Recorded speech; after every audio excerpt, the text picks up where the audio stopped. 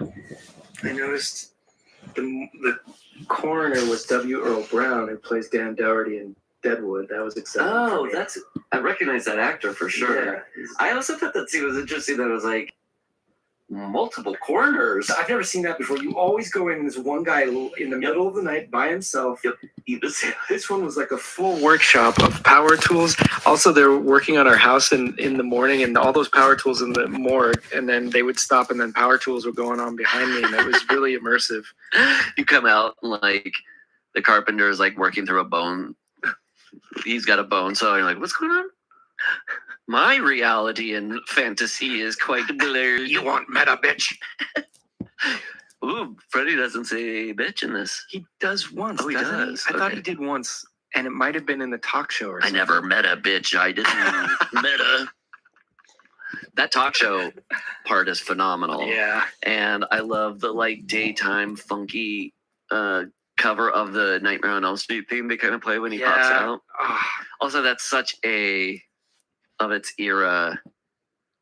The daytime talk show 90s thing is like, I mean, I know those exist still, but when the police come to Heather Langenkamp's door, they knock on the door.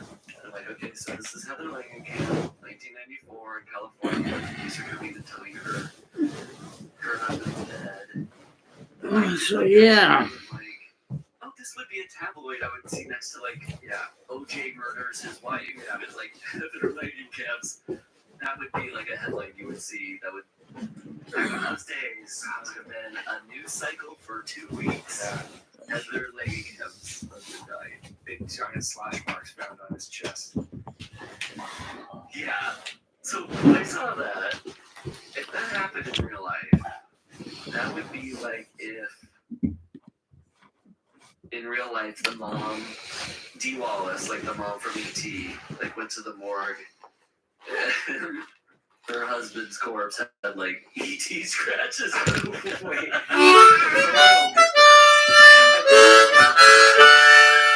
think you she went out and then came back in and it was alive and there was some maybe like a Jamie Lee Curtis. Or she found him dead and but then think about this because first Heather was like stalker.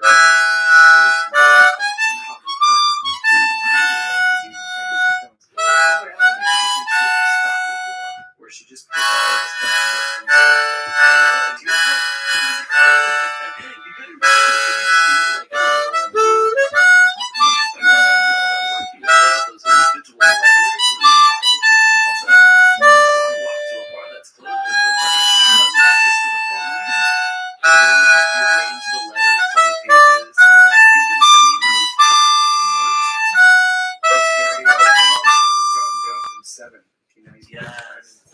Ow.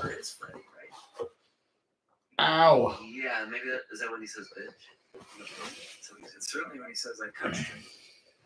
Yeah, that one was scary. Like there were a couple times where I was like, wasn't even the dragon genuinely come out, but it was the like football part that was scary. And when she showed the whole funeral, I was just like, this is psychologically bad.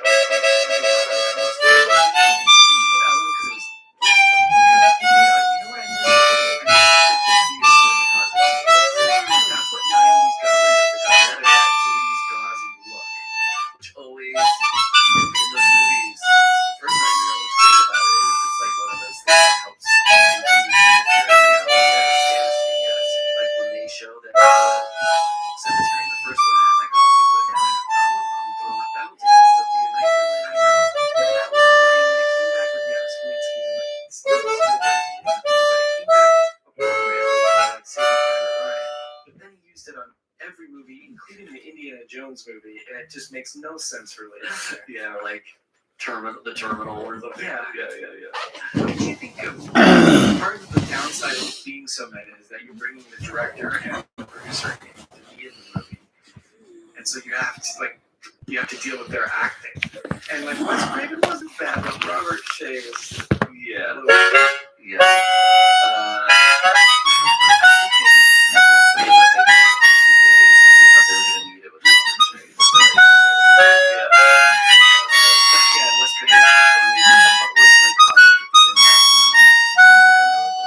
Wes Craven was like he thought about asking Johnny Depp to do it, but he was worried Johnny Depp would say no. Back? And it's like, did that? He just did part 6.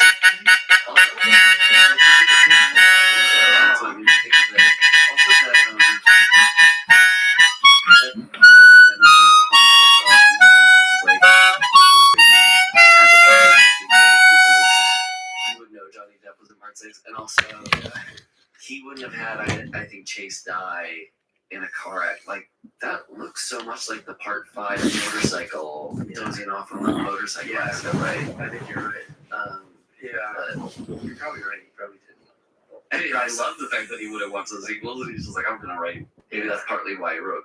He didn't want to have to watch Dream Child or something. I bet Johnny Depp would have done it. Johnny Depp, that's what he said. Johnny Depp was like, you should have asked me, I would have done it. That would have been pretty cool. Yeah, it's so like just pretty like- cool if he wrote him a bigger part. Oh man, why not have, instead of having Wes Craven be the person of like, how this is how you destroy Freddy, if it was Johnny Depp, that'd be good because Playing Johnny Depp. yeah, and he's like all into black magic. It's like you're saying that is Johnny Depp. And like, this is how you destroy Freddy. All of a sudden, like Ed Wood. That would have been incredible. I think it's not too late to do that movie. I think if you get Johnny Depp. Oh my God, are you serious? Paycheck, you can get That's him how. out the door. Have you ever read that? Was it a Rolling Stone article about his Oh no. driver? Has to like sit outside and wait. No, The light turns on. He's like, he's up.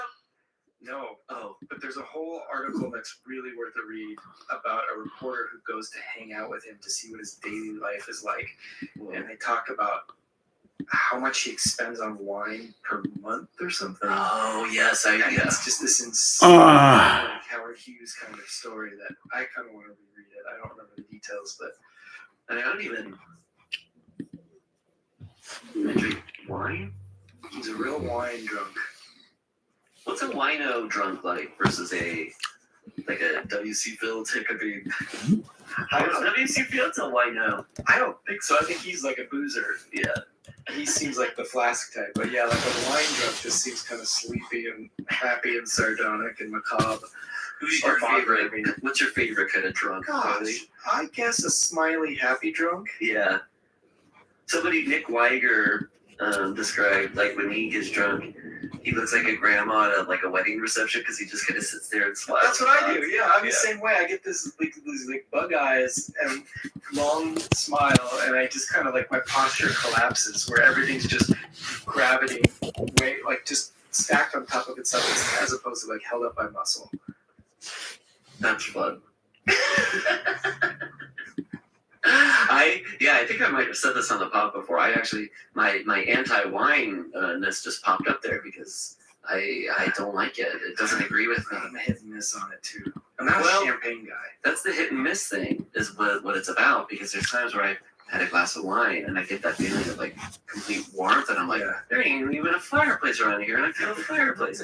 But there's been enough times where I don't feel that, and I just kind of feel like sick and dehydrated or some I know. Amanda's a real wino, so she, sometimes I'll have it more than I definitely would on my own. shit.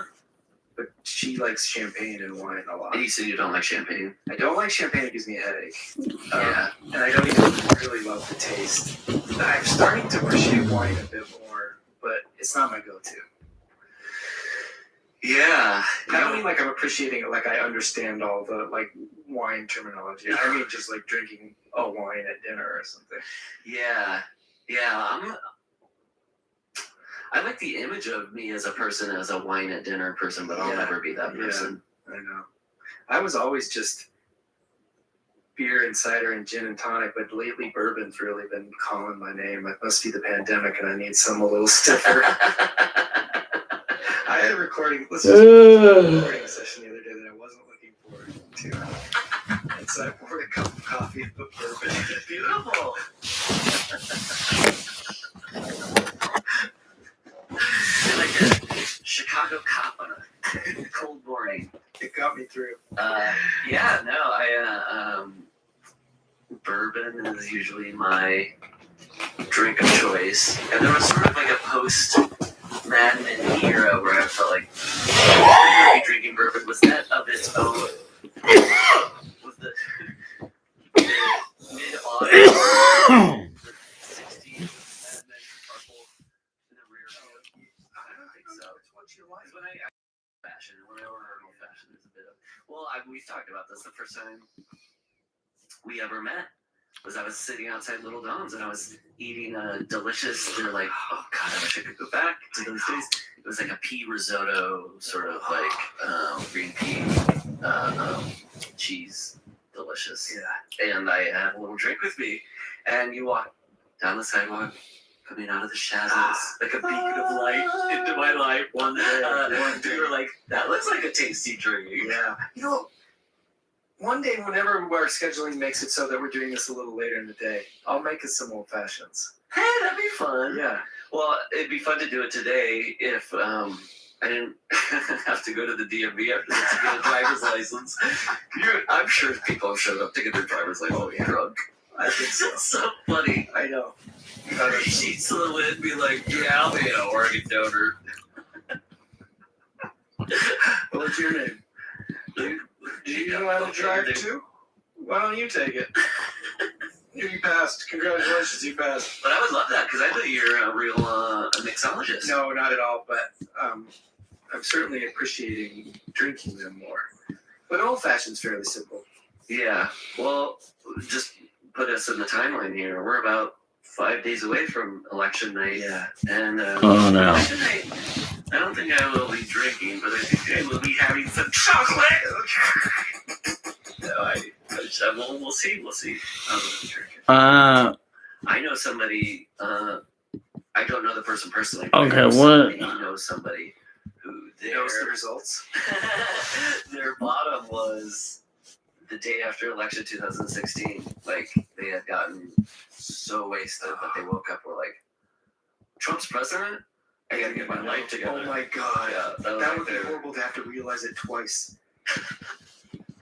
Amanda and I got, I wouldn't say shit-faced, but we drank heavily the night of the first debate because it was. Oh, hello. Is there someone here? And I honestly don't know that I've ever once in my life had drinks.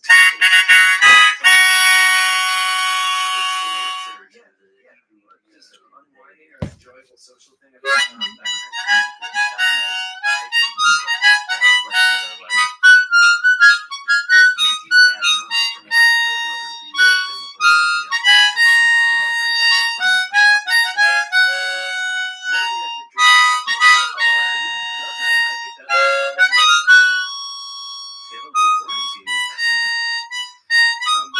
when I go to that program, that rocket, that the kid climbed up in, I had the exact rocket that my car here behind me. It must have been something that was in the 90s, and we called Llama Rocket in the park.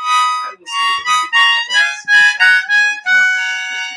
That was a movie. Yeah, because I could tell they added the cone and the platform on top of the existing tip of the rocket. But was that kind of like an Omen music takeoff they were doing on purpose? When he's up there, the kid up high up, like it felt like. I definitely wrote Omen there. I did too. Yeah, and they have that like kind of Omen almost cathedral gothic music going on, and it's like intercutting with it. It doesn't feel like a nightmare moment. No, it feels referential. Well, frankly, meta. You know my friend, frankly meta. When the kid crawled up with her on the thing, that was a genuine how'd they do that. I didn't see no wires. It looked like the real kid. Oh, I I mean, they maybe tied him down, tied his feet down. He was like in ski boots latched to that thing. I wouldn't even want that if I was there. Oh my god. Maybe there was a green screen guy up there again. No, this was the thing I wrote down that was like, hot take, Rusty. I had this feeling before I was a parent. When I watched kids do that. I kind of wish there was just a lot of kids that do this. Kids that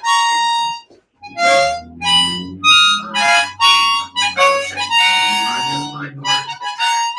I've had opportunities to write scenes that would involve kids, and I'm just like, I don't want to do that. Yeah. I don't want to like sit in an audition with an 8-year-old and have to see in their eyes the hope that they get this. No, it's awful. So, not to be too judgy, because I know some people write things where they're like, hey, I want to tell my story about a child and I'm going to place the kid in this, and that's what I'm doing here. And I don't want to judge them, but I do think they're like, picturing putting a kid on top of a ride is not something I want to do.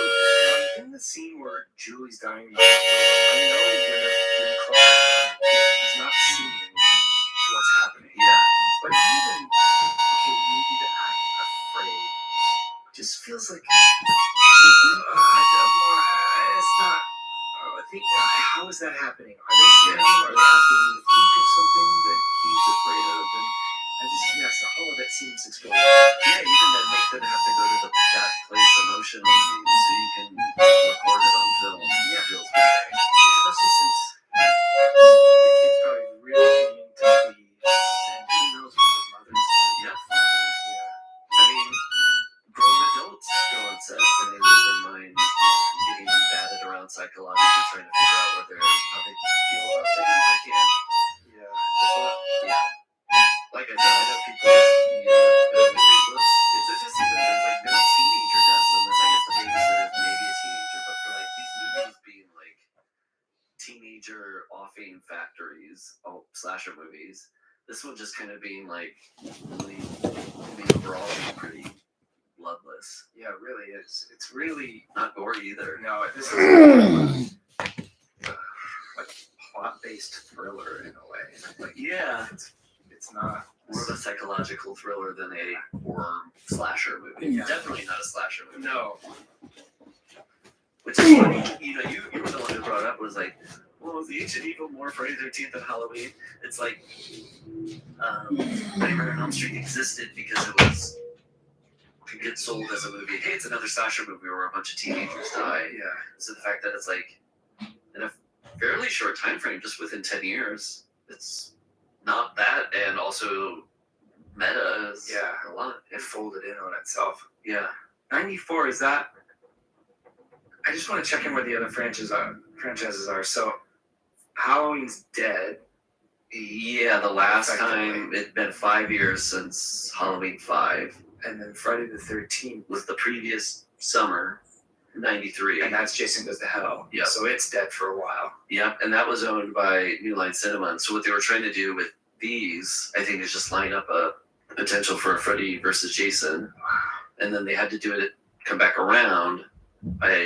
Jason X was a way to kind of juice up things before a Freddy versus Jason. It is interesting that the slasher film is dead, and that really the only way this movie's coming out is if they're doing something different with it. That seems clear that whether that's Craven's like creative desire or just a sort of pragmatic thing of like slasher movies aren't doing it anymore. We got to do something different, and that this is the link between slasher to Scream. Yeah, it is. Yeah, and that Wes Craven would be the person. I mean, we've talked about how Wes Craven keeps like rearing his head, and that he did like the Last House on the Left with Sean Cunningham, and then Sean Cunningham would do Friday the 13th. Yeah, like it's a weird bit of kind of divine movie intervention that he would be doing a movie that was like this right before Scream. And also that his like career was like dead by that point. That like by this point, yeah, like it's funny because they say like because he had just done Vampire in Brooklyn, which is like Eddie Murphy's low point as well, and it's funny because in the movie, I don't know if Wes Craven just wanted to kind of change things, but Robert Shade goes, he doesn't do horror movies anymore. It's like, he does. He's doing them up until that point. I mean, a few years before that, he did Bohemian too. I tried to watch those Shocker. Oh, was that with Richard Moll from Night Court, or the guy that looks like him? This is the guy who looks like him. Yeah. And I only got like halfway into Shocker, and I couldn't deal with it. Why do I remember that movie for the song? There's a hit song. Really? Yeah. Was that No More Mr. Nice Guy? What am I thinking of? Shocker! Shock the killer. No, is that Shocker looking? No, I don't know what I'm talking about. It is the 25th anniversary. Was it silver anniversary of this movie? Of this? Yeah. Happy anniversary of New Nightmare. Yeah. Also, Wes Craven's New Nightmare. He's got his name. Yeah, I know. He's directing, writing. He's part. It's not even like a credit. You could say that the actual title is Wes Craven's A New Nightmare. I know it is, but like that's part of the title. Like John Carpenter's Halloween. It's because this movie's so meta. It is part of the actual title of the story. Yeah, you're right. That's probably why it's called that. In addition to being God damn it. right, like Wes Craven's come back. Yeah, it's a way to also be like, you'll be hearing his name. Yeah. Where are you in your notes? I'm already into Julie's death. Yeah, you know, I do love her badass scene where that showdown with the syringes, where she's like, "We know what's in yours, but do you know what's in mine?" Yeah, I love that moment a lot. She was cool, and they kind of are like playing with her, like, is she gonna be bad or good? Because when Heather comes home and you think she's torturing the kid, and then when she's at the hospital wanting to see him, you think she's like up to something. Because it kind of I do like this sort of like paranoid vision that Heather Langen get, like you're in her brain. It's a little like Rosemary's Baby, where you're like, is anybody helping her? Because like you're like, Robert Englund might be up to something, and then the nanny, and that she has a stalker. Does seem like they're I guess all like red herrings for Freddy. Yeah, but it is nice to have a little bit of Fred herrings. Fred herrings. That's good. I liked your death too because it was such a throwback to the. Oh yeah.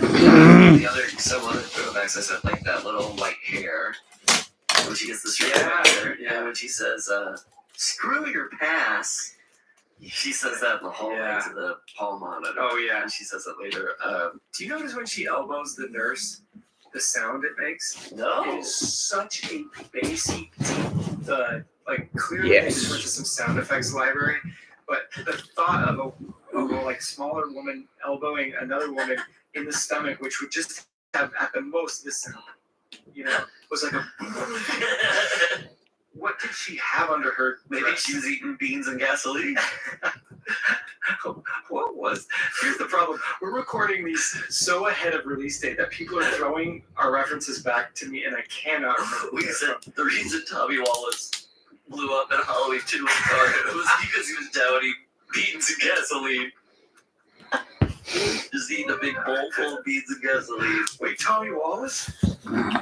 Yeah, when we did the commentary for Halloween, we were talking about how in Halloween 2, I think it was in the Halloween. Ben Tramer? Ben Tramer, of course. That's right. Okay. How could I say Tommy Wallace? Now I remember. Okay. Yes, Ben Tramer. Yeah. Ben Tramer. The thing I was gonna say was the only thing I wanted to mention when you said Robert Shea is a bad actor. I did think those scenes at New Line Cinema had the vibe of like a news reenactment, like a solved mystery sort of thing, where like the people are playing themselves in the situation, but it's like, what did he? Yeah. I mean, the whole thing does feel like a reenactment. He's even shot that way. Even like handheld stuff. When they're in the Robert Shea office, I'd say out of all the Hollywood showbiz they love this movie, the most realistic one was the shot of television window where it's just like two shitty trees, like a shitty apartment building.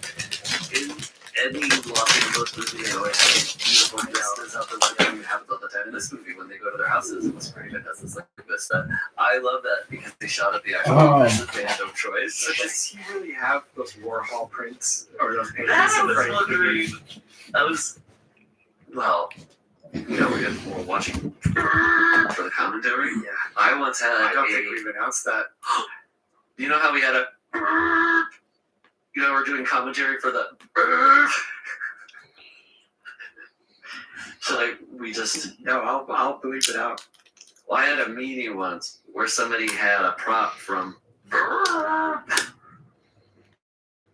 and much like Robert Shea having like a Freddie Warhol print, he had a prop from Bird. Well, Wes Craven had the glove in his house. In this house, he had a Metropolis lady statue on his coffee table. Did you see that? No, I didn't. I noticed he had a copy of on his bookshelf a novel of Cujo. I was like Stephen King, cool. What else could it be? Coostine. The cooning. The cunning.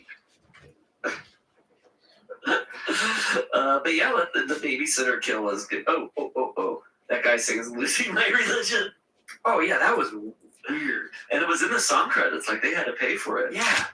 That was God damn it. big expenditure for just have them sing, like, She'll Be Coming Around the Mountain. This budget went all to REM and to destroying California buildings.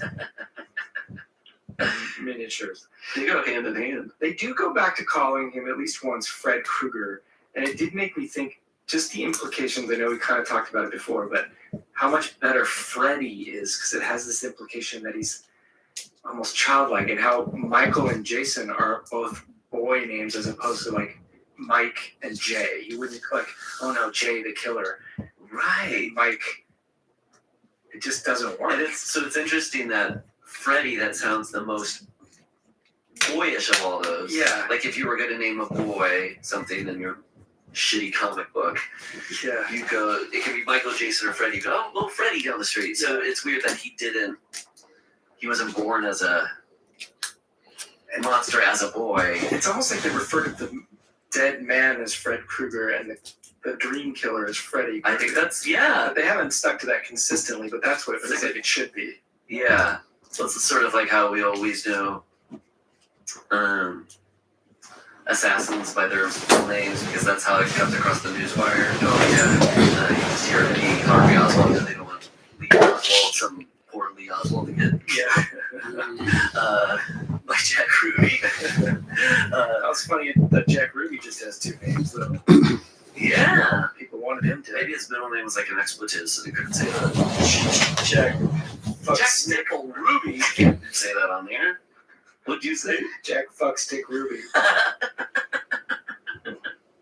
Oh, Jack Fuckstick Ruby got teased so much as a kid. It's a family name. But I am a fuckstick. Well, let's get out of here. Let's get out of this.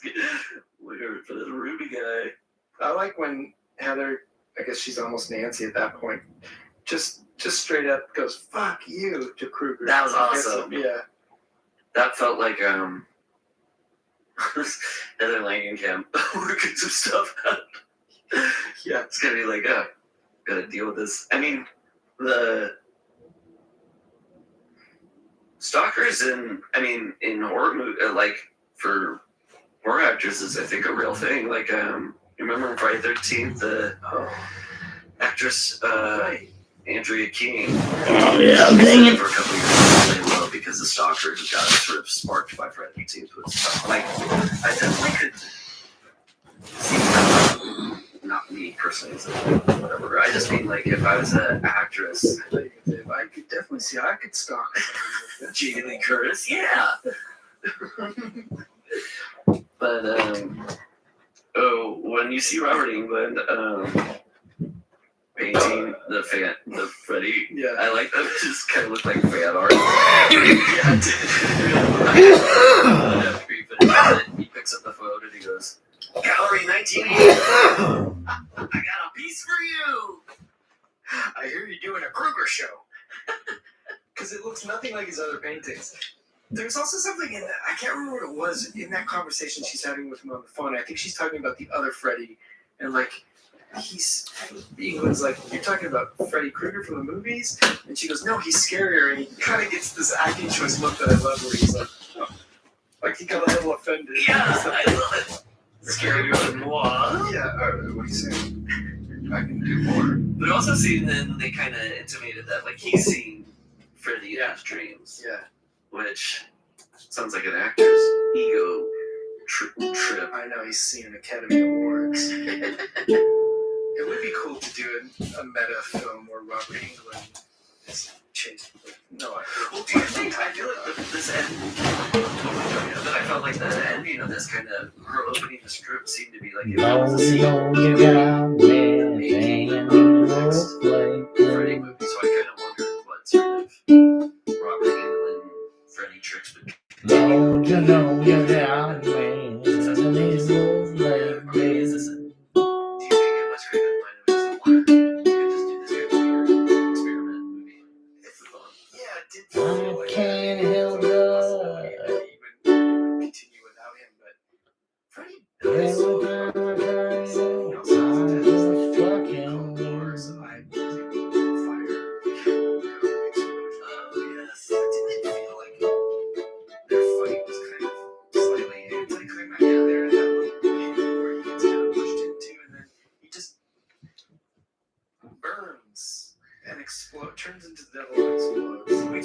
about like with all the sequels, it's just like the thing that keeps getting amped up each time is how much Freddy gets his like ass kicked. And so when this was just kind of like hand to hand combat, it's not that seemed a little. Yeah, I appreciate the back to basics thing, but he just died so easily, and it was almost like he just stood up and backed into the flames or something.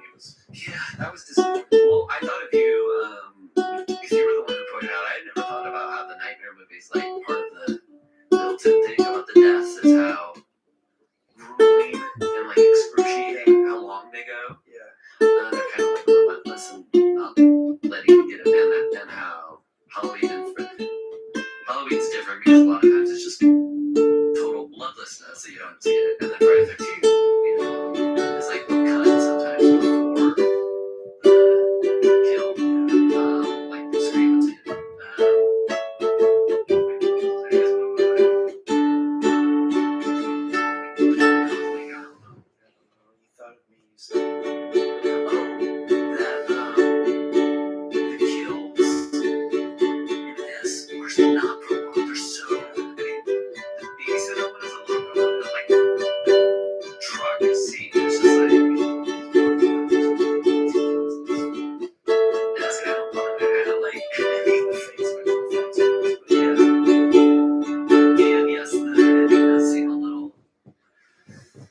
Anti-chromatic. Oh, because for me, what it is like, I like the question they sort of asked, or whatever. Kind of like, what if you did a movie with a horror movie?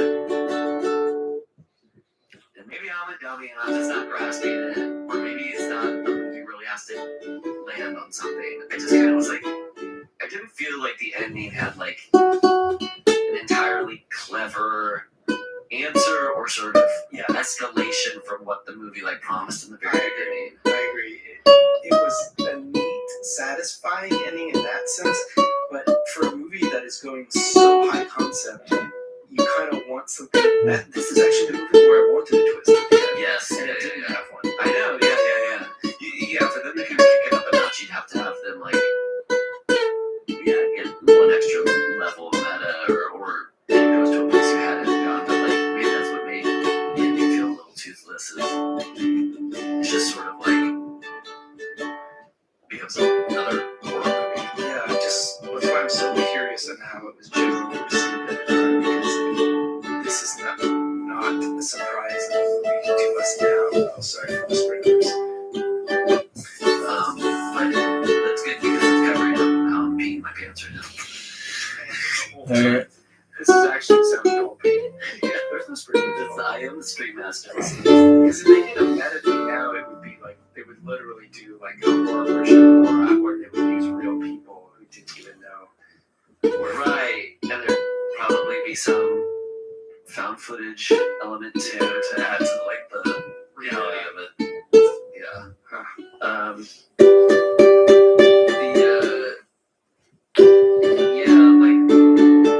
One other thing that I was hoping for, she stepped out of the hospital and the sign says Hollywood Hospital, and I was hoping that would be like a hospital Rex Morgan of T. Walks along with Prince for Easter. Oh my god, that would be amazing. All the famous patients in that Easter from Halloween times in there. What are other famous hospital scenes of patients? Friday the 13th Part 4, that horny paramedic. Yes. Watching the aerobics videos, he's in there. Oh my god. Just like as a rabbit from the Tummy Trouble Roger Rabbit short.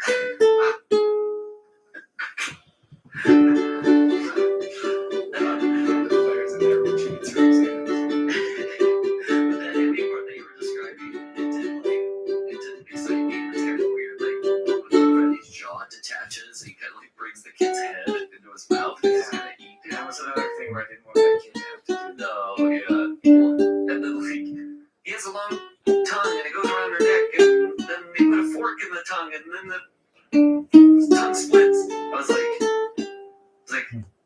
this isn't a movie, but it does sound like how somebody describes a weird dream. Yeah. He was just sort of like no rules and bonkers. Yeah, it was interesting that they went back to her sticky stairs. Yeah, but they were like ancient ruined sticky stairs. I did like that part where it was like sheet tunnel into pipe out of giant Freddy mouth into ancient ruined temple fountain. I so badly want to like slide through that fucking mouth.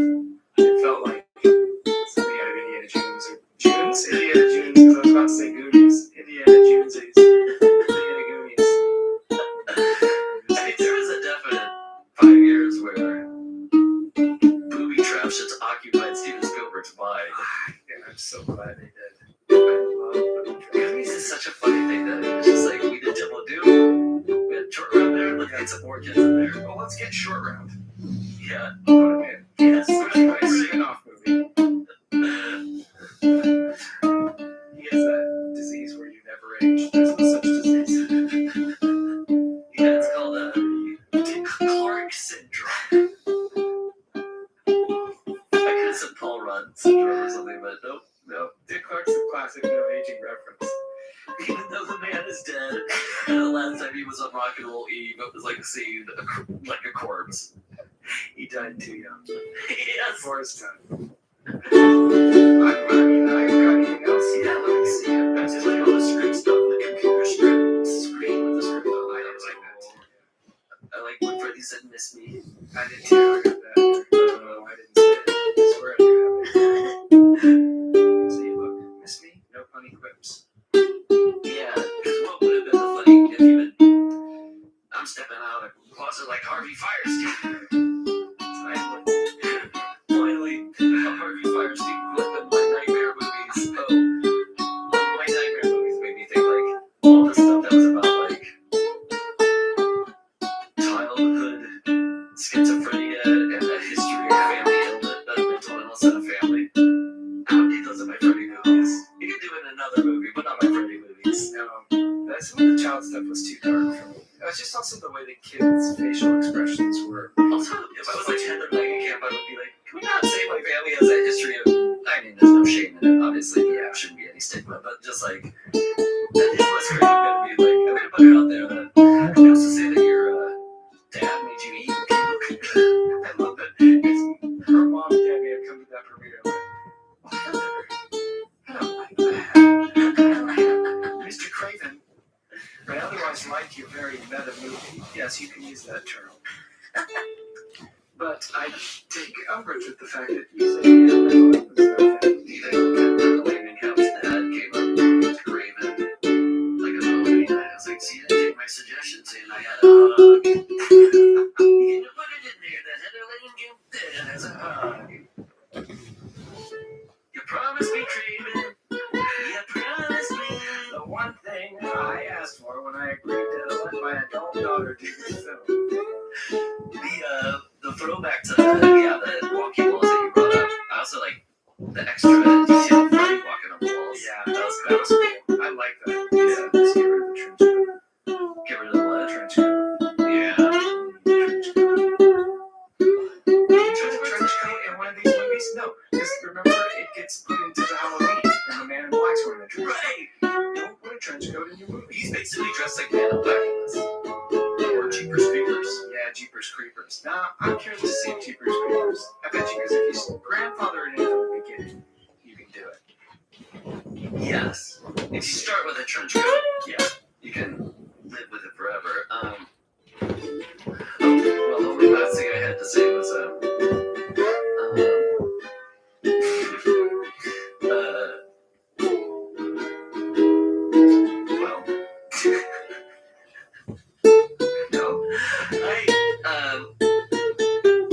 it was gonna be I complained. I did what I had on it, but when they come out of the dream, the mother and son like quote fairy tale narration to each other. That is corny city. It was like, on one hand, I was appreciating how much clean Craven's script was and the callbacks to the themes.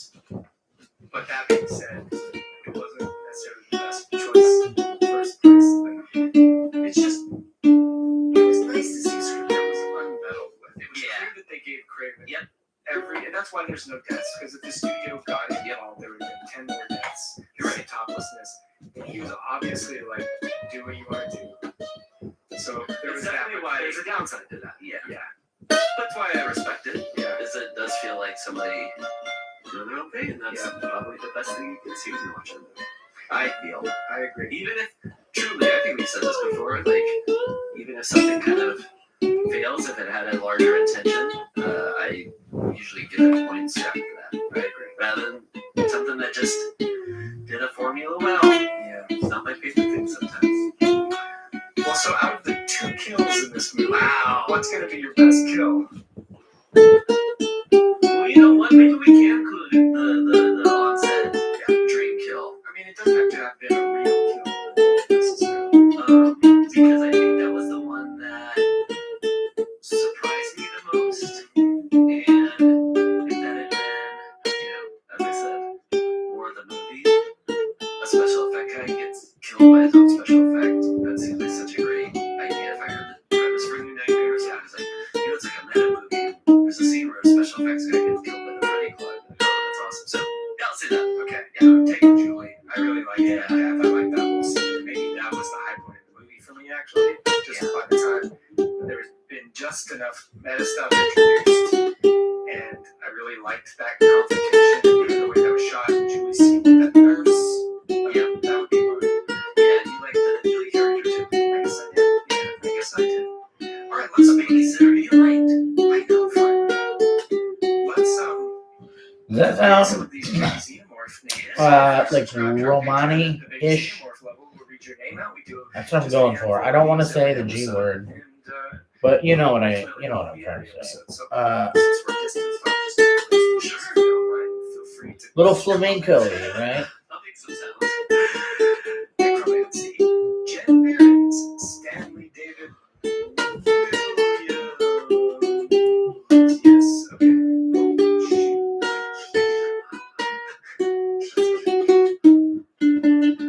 Justin Flamel, Ryan Cunningham, Stephen DeCosta, Will Short, Mike Helm, Dane Winton, Beth Ashmore, James Nasman, Adrian.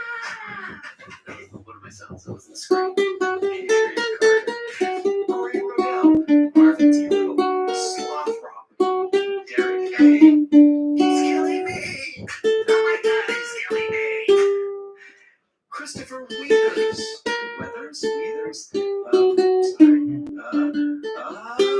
William Dramstad, Wesley Caldwell, David Rawlinson, Ruggy Ruggs. He's killing me! I think Ruggy Ruggs is like the Scooby-Doo pronunciation of Dougie Doug. Ruggy Ruggs. Mark, just Mark, I believe is Mark Andreas something. Robert Bianco, Michael Murray, Megan Christie, Ryan Hawgood, Cole Spencer, Christy Sudol, Merrick Norman, Caleb, just Caleb, Matt Paul Denny, Jordan Yagiello, Ralph Downs, Thomas E. Williams, Dave Shear, Anthony Sams, Joel Harper, Jesse Deal, Vanessa, Joseph Apodaca, Nicholas Giggy, Henrys Matthews, Aaron Mook, William Manning, and there's 2 more. Bear with me. Oh, it's beautiful. I'm loving this. I'm enthralled. The map says we're fucked is the name. And finally, Luke Saylor. Thank you guys. Thank you so much. We really appreciate your support. You're awesome. Thank you. And making it go where we're left off of. All right, it's time to rate this. Yeah. I need to refer back to where I know where this falls in my ranking, so I'm gonna base my rating. That's not my ranking, I think. This is what I was going to do at the top of the episode. I was like, say those good to all keep the bullets in the chamber. What were you gonna do? Oh, you were I was gonna going to say, like, which ones do I like more? Because that question was sort of how does it compare to the other sequels? Yeah. Okay. You know. Well, I don't know that you've been such a good record keeper with the numbers, but I know that it falls for me under 1, 2, or 1, 3, and 4. I like 1, 3, and 4 more. Me too. Okay, so and I like 5 and 6 less. Yeah, definitely. Right now, I'd say the ranking. Oh, sorry, mine's 1 and 2. Yeah, 2. Same thing. That's right. So the ranking goes for me 1. I think now 4, 3, 3, 7. That riff is called Andalusian Asshole. 6. I'm almost the same. I'm 1, 4, 3, 7, 2, 5, 6. Makes sense. Well, we are. And where does it rank with the other 7s? Good, I'm glad you remembered this. Okay, so we're talking about a new blood Yes, Jason versus Carrie. and Halloween Resurrection. Is that right? No, Halloween H2O. You're right, I'm sorry. Absolutely. Oh, okay, wow. I have mine. Wow, that's interesting that Halloween Yes. is like of the films kind of the meta one. Yeah.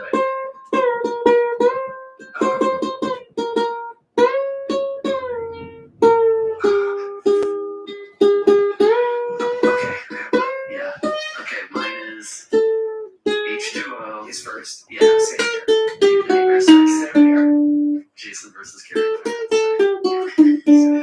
Now, if the part 7s were Jason, Michael, and Freddy, I think it's good. No, can we do that? Okay. Of the part 7, which one is Jason? Which the essence of them Yes.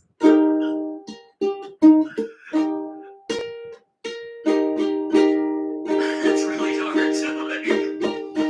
Well, I actually think New Blood is kind of more Michael in a way. How so? Just, I thought it was a Freddy. you thought it was a Freddy. Yeah. Because it was like mystical and paranormal, like wild. It's interesting that we're doing this on this episode. This is so meta. Yes. It's like 3 levels extracted. H2O just feels like a sweet, kind of comfortable Jason to me. I would keep Freddy and go Michael as a New Blood, but you could make a case for yours. I didn't think about keeping Freddy because it was just like the movie. Freddy. The meta thing is like a trickster thing. Yeah. Freddy sees the most trickster. Yeah, that's what speaks to me. Yeah. Would you say Freddy is the most Low-key. No, I think Michael is because he always likes to do those little. He's got that mischief, like the trick or treat element, where he's always kind of dressing his victims up and putting like carving jack-o'-lanterns and putting people's heads in them. Yes. Or making jack-o'-lanterns out of their heads. Well, I'm glad we figured that out. Yeah. Yeah, that was good. Okay, so out of 13, I think I'm gonna go 9 out of 13. I'm gonna give this one a 7. Yeah. Part 7 gets a 7. Part 7 gets a 7. Okay. Wow, we did it. So next week will be I'm really excited. Freddy versus Jason. We're back into it. I can't believe how much I don't remember about that film. It's insane. Well, I gotta say also how fast this went by. Like when we were talking about 5, I didn't mention it, but I was gonna, because I think we were just so entrenched in the dream child one that I was gonna remark, we're more than halfway done. Now we're more than halfway done. Yeah. Now, oh boy, we're just 2 away, which is sad. I know. And I can't remember. Did we cover what we're doing next on just the last commentary? Did we cover it on this We podcast? covered mailbag. Mailbag. Oh. So by now the mailbag will have been out, so we can announce what our next franchise is. Yeah. Let me just double check that. It's getting confusing because we're working so far ahead. Well, and then with this date, I also have another announcement as well. I know. Yeah, So so this this is is a mini announcement. So it is safe to say, because this will be out on Friday the 13th, and the mailbag will come out the Tuesday before that. oh, okay. So the whole deal with this thing originally was we would do this franchise around Halloween each year, but now that we're on our own, we've promised to not go as far and few between. We're only basically taking a month off. We're coming back January 8th after Freddy's done.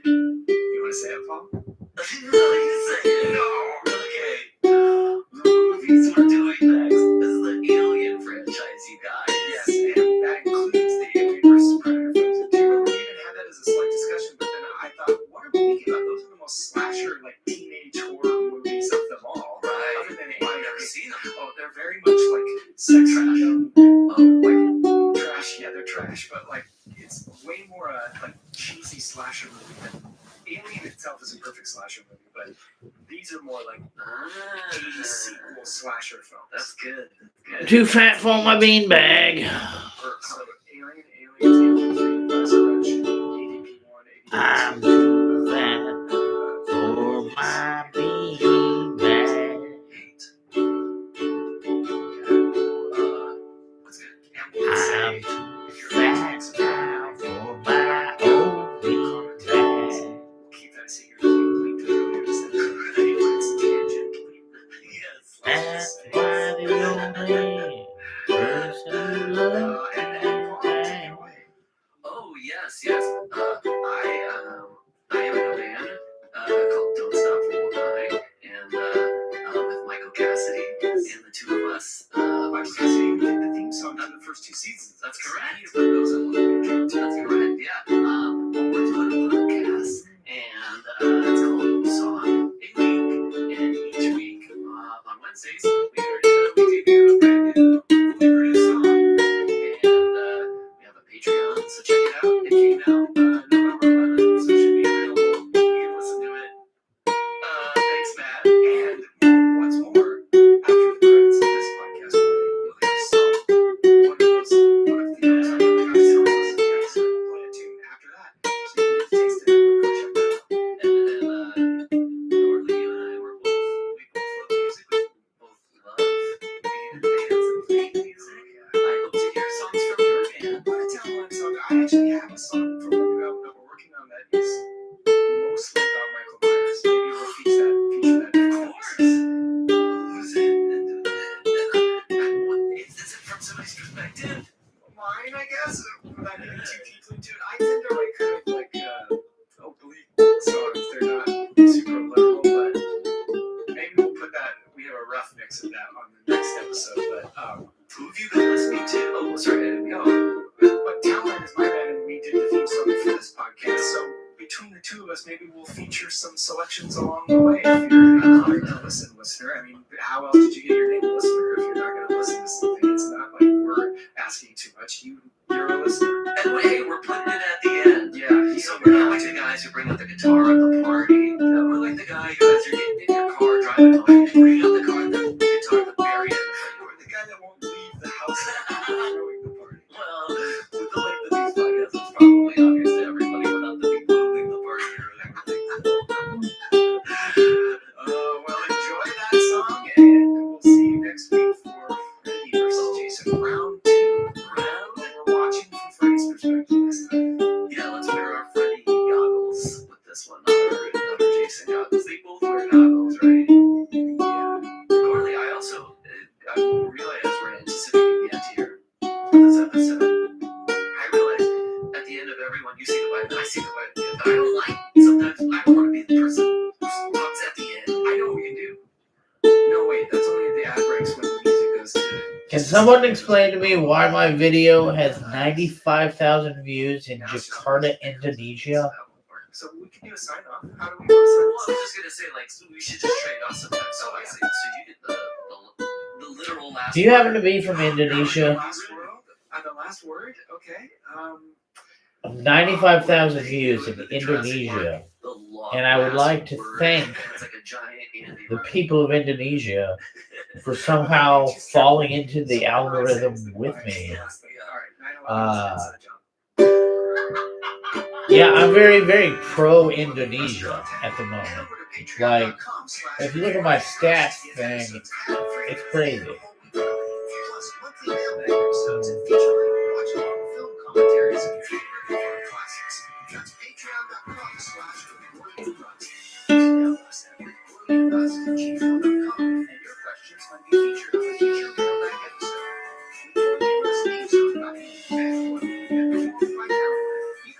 On Instagram, it's Caroline Band, as well as Paul's fantastic band at Don't Stop for One Night. And why not rate and review with Corley and Russ on Apple Podcasts? It'll help us grow the show and keep us. See, that's the benefit of a nylon string. That's it. It's got that mournfulness. It's. I think the ukulele is gonna have its day yet in the blues.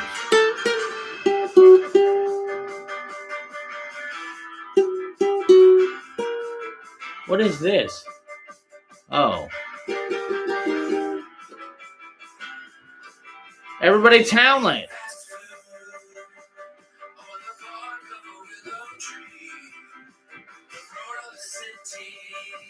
I love this band.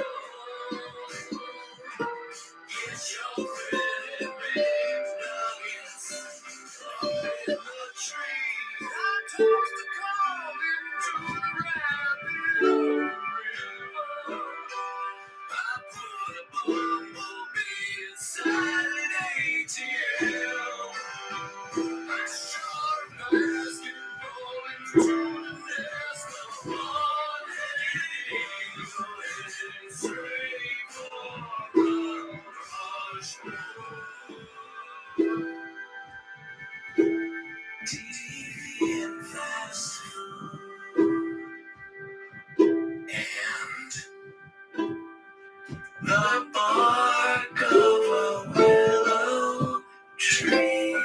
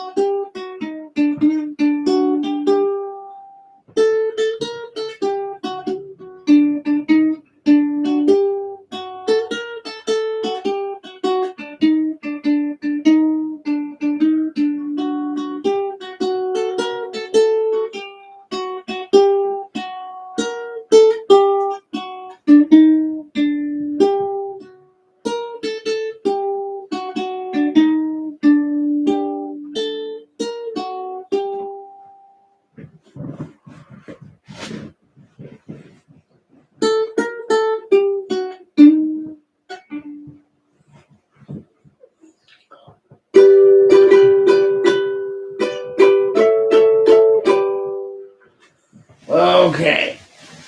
Oh, wow. Is anyone here from Indonesia? I would like to know why I got 95,000 views there.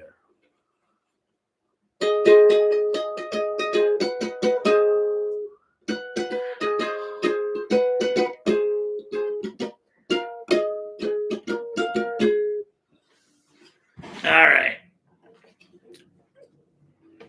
Ukulele out.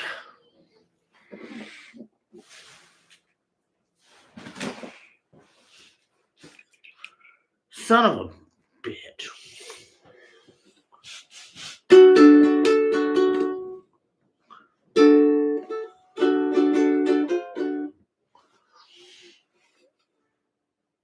Like,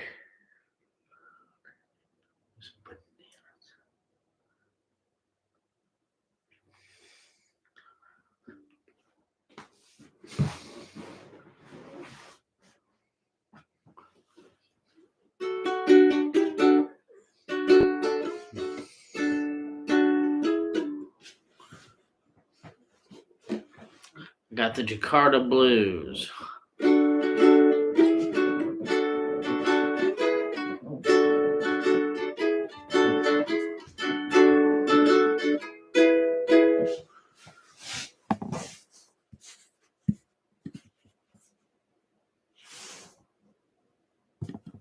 Ugh.